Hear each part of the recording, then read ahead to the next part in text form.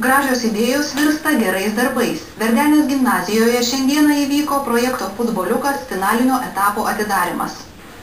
Visagino Verdenės gimnazijoje futboliukas karaliauja nuo sausio pradžios. Buvo surengtos tarpklasinės rungtynės, kuriuose dalyvavo 2–12 klasių berniukai ir mergaitės.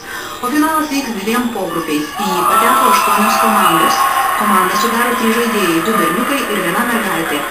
Kalbiname pagrindinį organizatorių šios idėjos autorių, gimnazijos lyderį Evaldą Kačinską.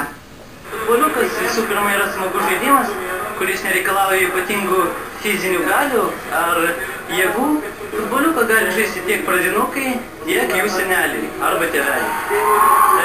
Norime pasidžiaugti, jog Visagino Verdenės gimnazijoje futboliukas prigijo ir jame dalyvavo per 2 vykdytus turnyrus, kovo 8 ir kovo 10 dieną, per 60 vaikų. O kūno kultūros mokytojas Aleksej Mečin papasakojo, kad respublikinį projektą kuruoja Kauno kūno kultūros universitetas. Kuratoriai aprūpina inventoriumi, kamuoliais, minivartais, skiriamąją aprangą. Džiugu tai, jog mokykloje beveik neliko abejingų futboliuko turnyrui, ypač jis patiko mergaitėms. Verdenė vienintelė Visagino mokymo įstaiga vykdanti šį projektą.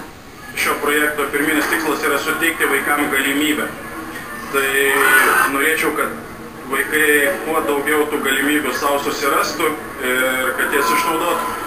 O projekte dalyvaujančiam jaunimui norime palinkėti naujų, drąsių, originalių, netradicinių idėjų, nes įkūnytos geruose darbuose jos puošia mūsų gyvenimą.